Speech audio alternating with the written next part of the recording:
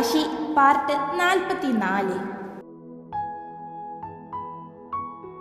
നീ ഇവിടെ കുറച്ച് ദിവസം ഇല്ലായിരുന്നല്ലോ, എന്തൊരു സമാധാനമായിരുന്നു എനിക്കപ്പോൾ. എന്തിനാ ഇത്ര പെട്ടെന്ന് തിരിച്ചു വന്നത്? ഒരുപാട് ദിവസം കഴിഞ്ഞാണ് വരിക എന്നാണല്ലോ പറഞ്ഞത്. എന്നിട്ടിപ്പോ പെട്ടെന്നൊരു സുപ്രഭാതത്തിൽ കയറി വന്നിരിക്കുന്നു. ഗൗരി അത് പറഞ്ഞതു ഞെട്ടിക്കൊണ്ട് ശ്രീ ഗൗരിയെ നോക്കി നിന്നു. ഞങ്ങളിപ്പോ വന്നതുകൊണ്ട് ഇല്ലെങ്കിൽ കാണാമായിരുന്നു. ഇവിടെ നോക്കുകുത്തിയെ ഓരോരുത്തർ ഉണ്ടായിട്ട് എന്താ കാര്യം? അമ്മാവൻ ഇവിടെ കിടന്ന് മരിച്ചാലും നിനക്കൊന്നും പ്രശ്നവുമില്ല. ഒന്നും അറിയാത്ത പോലെ ഇവളുടെ മുമ്പിൽ നാടകം കളിക്കുന്ന പോലെ എൻ്റെ മുമ്പിൽ കളിക്കാൻ നിന്നാൽ സഹോദരനാണ് സഹോദരിയാണ് എന്നൊരു തോന്നൽ ഉള്ളവർ മാത്രം മതി ഇവിടെ.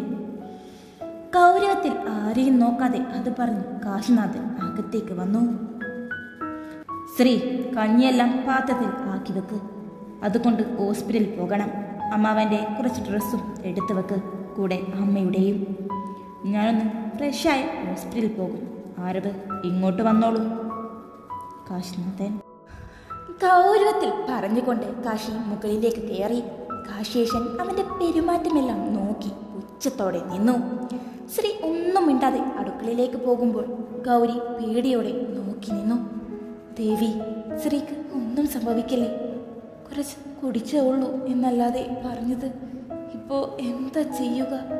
ഞാനെങ്ങാനും കാശേഷനെ കൊല്ലാൻ വേണ്ടി വിഷം കൊടുത്തതെന്ന് അറിഞ്ഞാൽ അവൾ കൂടെ നിലയ്ക്കില്ല. അവളൊരു പാവമാ. അടുക്കളയിൽ പണിയെടുക്കുന്ന ശ്രീയെ ഗൗരി നോക്കി നിൽപ്പാണ്. ചൂടുണ്ടോ നോക്കാനല്ലേ കുടിച്ചത്. അപ്പോ ഒരു 2 തുള്ളിയാവും കുടിച്ചത്. അപ്പോ ചെറിയ രീതിയിലായതുകൊണ്ട് പ്രശ്നമൊന്നും കാണില്ല. കാണരുതേ ദേവി, ഇവൾക്ക് നിലവിൽ കാണാനൊന്നും പ്രശ്നമില്ലല്ലോ. ഇനി ആ ചെറിയ വിഷം പോകാൻ എന്താ വഴി? ഗൗരി ആത്മാ. ശ്രീയെ തന്നെ നോക്കി ഗൗരി അത് ആലോചിക്കുമ്പോഴാണ് അങ്ങോട്ട് കാശിനാഥൻ വരുന്നേ. എല്ലാം ആയില്ലേ പുറപ്പെടാൻ? കാശിനാഥൻ: ഇതാ കഴിഞ്ഞു കാശിയേട്ടാ. അമ്മാവൻ്റെ വിവരം അറിയിക്കണം. എന്തെങ്കിലും ആവശ്യം വന്നാൽ വിളിക്കണം. ശ്രീ അതിനെ വേറെ കവർ നീട്ടിക്കൊണ്ട് പറഞ്ഞു.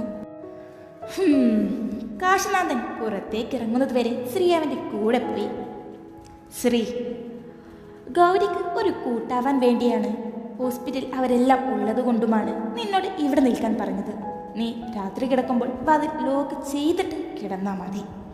ആരവ് ഇപ്പോൾ ഇങ്ങോട്ട് വരും, പേടിക്കാതെ. പിന്നെ ഗൗരി, അവൾ പറഞ്ഞതൊന്നും കേട്ട് നീ സങ്കടപ്പെടേണ്ട. അവളുടെ പ്രശ്നം നമുക്ക് ഈ ഹോസ്പിറ്റൽ തിരക്കെല്ലാം കഴിഞ്ഞിട്ട് ശരിയാക്കാം. കാശിനാഥൻ അവളുടെ കവിളിലൊന്ന് തട്ടിക്കൊണ്ട് അവൻ പുഞ്ചിരിയോടെ അവിടെ നിന്നും ഇറങ്ങി.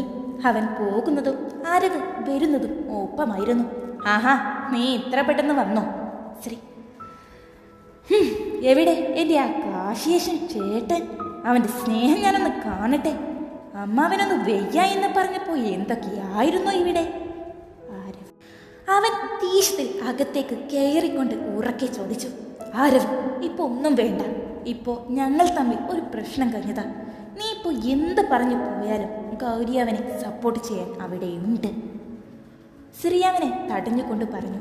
എനിക്ക് ദേഷ്യം നിയന്ത്രിക്കാൻ കഴിയുന്നില്ല. ഈ പറയുന്ന അമ്മയോ ഈ കാശിയേഷൻ ചേട്ടനോ അല്ല ഞങ്ങളെ നോക്കിയത്, അമ്മാവനായിരുന്നു. ഞാൻ ചെറുപ്പം മുതലേ ബഹുമാനിച്ചു വരുന്ന മനുഷ്യനാണത്. ഞാനെന്നല്ല എല്ലാവരും.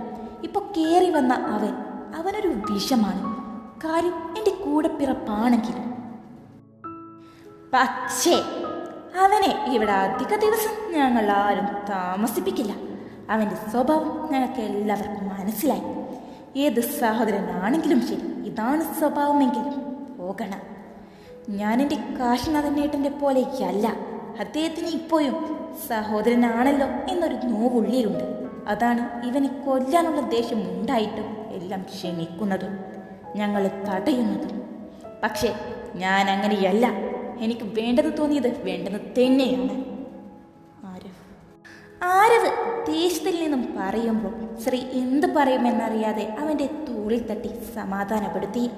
പക്ഷേ ഇതെല്ലാം മുകളിൽ നിന്ന് കാശേഷൻ കണ്ടിരുന്നു. അവൻ അസ്വസ്ഥതയോടെ അവൻ്റെ മുറിയിലേക്ക് പോയി. ഗൗരി ഇതെല്ലാം കേട്ടിട്ടും ഒന്നും മിണ്ടാതെ അവിടെ മറഞ്ഞു നിന്നു ശ്രീയെ നിരീക്ഷിക്കുവാണ്. പെട്ടെന്നാണ് ശ്രീക്ക് നല്ല വയറുവേദന അനുഭവപ്പെടുന്നത്. അവൾ വേദനയോടെ വയറിൽ പിടിച്ചു. എന്തു പറ്റി? അവൻ ആദിയോടെ ചോദിച്ചു. എനിക്ക് വയറുവേദന സഹിക്കാൻ കഴിയുന്നില്ല. ശ്രീ വേദനയോടെ പറഞ്ഞതും ഗൗരി ഓടി വന്നു. ആരവ്, വേഗം വേഗം വണ്ടിയെടുക്ക്, വേഗം. ഗൗരി ധൃതിയിൽ പറയുന്നത് കേട്ട് ആരവ് ഒരു നിമിഷം ഞെട്ടി അവളെ നോക്കിയെങ്കിലും പെട്ടെന്ന് അവൻ പുറത്തേക്കോടി. വാ ശ്രീ, പെട്ടെന്ന് വാ. ഗൗരി അവളെ പിടിച്ചുകൊണ്ട് അവർ വണ്ടിയിൽ കയറി. ശ്രീ വയറിൽ കൈവച്ച് വേദനയോടെ ഇരുന്നു. വണ്ടി സൈഡാക്ക്, എനിക്ക് ഛർദ്ദിക്കണം. അത് കേട്ടതും പെട്ടെന്ന് അവർ വണ്ടി നിർത്തി. ഡോർ തുറന്ന് ശ്രീ ഛർദ്ദിക്കുമ്പോൾ ഗൗരി സങ്കടത്തോടെ അവളെ നോക്കി അവളെ തടവി കൊടുത്തു. എന്റെ കുഞ്ഞ്. അതും പറഞ്ഞ് ശ്രീ ബോധം കെട്ട് വീഴുമ്പോൾ ഗൗരി അവളെ താങ്ങി പിടിച്ചു. കുഞ്ഞെന്ന വാക്ക് കേട്ട് ഗൗരി ഞെട്ടിക്കൊണ്ട് ആരവിനെ നോക്കി. ശ്രീ പ്രഗ്നന്റ് ആണോ? അറിയില്ല, വണ്ടി എടുക്ക്. ഗൗരി അവളെയും കൊണ്ട് വണ്ടി മുന്നോട്ട് പോകുമ്പോൾ ഗൗരി ഉള്ളിൽ പൊട്ടിക്കരയുമായിരുന്നു. എന്തിനാ എന്നെ ഇങ്ങനെ പരീക്ഷിക്കുന്നത്? എനിക്ക് പ്രിയപ്പെട്ടവരെ എന്തിനാ എന്നിൽ നിന്നും അകറ്റുന്നത്? എൻ്റെ സ്ത്രീക്കും കുഞ്ഞിനും ഒന്നും സംഭവിക്കല്ലേ, പ്ലീസ്. ഗൗരി അവൾ സങ്കടത്തോടെ പ്രാർത്ഥിച്ചു. ഡോക്ടറിന്റെ മുമ്പിൽ ആരവും ഗൗരി ഭയത്തോടെ ഇരുന്നു. ഡോക്ടർ റിപ്പോർട്ടെല്ലാം ഒന്ന് നോക്കിയ ശേഷം, നിങ്ങൾ ഈ കുട്ടിയുടെ ആരാ? ഞാൻ ഭർത്താവിൻ്റെ അനിയനാണ്. ഞാൻ സഹോദരിയാണ്. അത് കേട്ട് ആരവ് അവളെ ഒന്ന് നോക്കി. ഗൗരി നല്ല ഉറച്ച ശബ്ദത്തിലായിരുന്നു അത് പറഞ്ഞത്. ശ്രീവിദ്യയുടെ ഹസ്ബൻഡ്? ഡോക്ടർ, അദ്ദേഹം മറ്റൊരു ഹോസ്പിറ്റലിലാണ്. അവരുടെ അമ്മവന് സുഖമില്ല. വിവരം ഞങ്ങൾ പറഞ്ഞിട്ടുണ്ട്. ഇപ്പോൾ വരുമായിരിക്കും. ആരവ് അപ്പോഴാണ്, സർ, പേഷ്യന്റിന്റെ ഹസ്ബൻഡ് വന്നിരിക്കുന്നു. ഒരു നേഴ്സ് വാതിൽ തുറന്നുകൊണ്ട് പറഞ്ഞതും, അകത്തേക്ക് വരാൻ പറയൂ. അവൻ അകത്തേക്ക് വന്ന് ഇവരുടെ അടുത്ത് ഡോക്ടറിന്റെ മുമ്പിലായിരുന്നു. എന്താ സർ, എന്താ പെട്ടെന്ന് സംഭവിച്ചത്? നിങ്ങളൊന്ന് സമാധാനത്തിലിരിക്കൂ. ശ്രീവിദ്യക്ക് യാതൊരു പ്രശ്നവുമില്ല. പക്ഷേ ഷീ ഈസ് പ്രഗ്നന്റ്. അത് നിങ്ങൾക്കറിയില്ലേ? അത് കേട്ടതും കാശൊന്നും ഞെട്ടി. പ്രഗ്നന്റ് ആണോ? ഞെട്ടിൽ മാറി സന്തോഷത്തോടെ പറഞ്ഞു. ശ്രീവിദ്യയുടെ വയറിൽ നിന്നും ചെറുതായി വിഷത്തിന്റെ അംശം കണ്ടു. ചെറുതായിട്ട് കാണുന്നുള്ളൂ. ഒരു പക്ഷേ അത് എങ്ങനെയാ പഴകിയ ഭക്ഷണം കഴിച്ചോ? ഇപ്പോഴത്തെ പച്ചക്കറിയിൽ നിന്ന് പോലും വിഷം വരുന്നതാണല്ലോ. പുറത്തുനിന്ന് ഭക്ഷണം കഴിച്ചിരുന്നോ? ഞങ്ങൾ 2 ആഴ്ചയോളം ഒരു യാത്രയിലായിരുന്നു. അപ്പോൾ പുറത്തുനിന്നുമാണ് കഴിച്ചത്. ഞാൻ പറഞ്ഞു വന്നത്, ഈ വിഷം കൊണ്ട് പ്രശ്നം വരാൻ പോകുന്നത് കുഞ്ഞിനാണ്. ഒരു പക്ഷേ വളർച്ചാശേഷിയോ എന്തെങ്കിലും അംഗവൈകല്യമോ ഉണ്ടാവാനും ചാൻസ് ഉണ്ട്. നമുക്ക് പ്രാർത്ഥിക്കാനേ കഴിയുകയുള്ളൂ. ഇങ്ങനെയുള്ള ടൈം നല്ല ശ്രദ്ധ വേണമായിരുന്നു. പക്ഷേ 1 month ആകുന്നേ ഉള്ളൂ. അവളും അറിഞ്ഞു കാണില്ല. ഇത് നിങ്ങളോട് പറയുമ്പോൾ എനിക്കൊരുപാട് വിഷമമുണ്ട്. നിങ്ങൾക്കിപ്പോൾ അബോർഷൻ വേണമെങ്കിൽ. അത് പറഞ്ഞ് ഡോക്ടർ ഒന്ന് നിർത്തി കാശിയെ നോക്കി.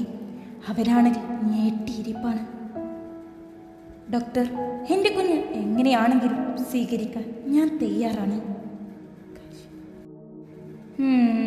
വിവാഹം കഴിഞ്ഞിട്ട് എത്രയായി? ഡോക്ടർ, 3 മാസം. നിങ്ങൾക്കിപ്പോൾ ശ്രീവിദ്യയെ കൊണ്ടുപോകാം. എല്ലാ മാസവും ചെക്കപ്പിനെ കൊണ്ടുവരണം. ഒന്നും വരാതിരിക്കാൻ നമുക്ക് പ്രാർത്ഥിക്കാം. ഗൗരി അപ്പോഴെല്ലാം സൈലന്റ് ആയിരുന്നു. അവളുടെ കണ്ണുകൾ നിറഞ്ഞു കവിഞ്ഞിരുന്നു. ശ്രീ കണ്ണുകൾ തുറക്കുമ്പോൾ മുമ്പിൽ കാശിയുണ്ട്. കാശിയേട്ടാ, നമ്മുടെ കുഞ്ഞ്.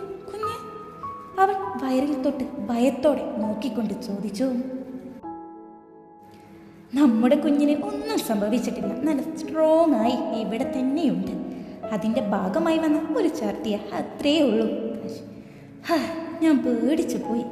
ശ്രീ സന്തോഷത്തോടെ അവനെ നോക്കിയൊന്ന് പറഞ്ഞു. നിനക്ക് അറിയാമായിരുന്നോ നീ പ്രഗ്നന്റ് ആണെന്ന്? തുടരും.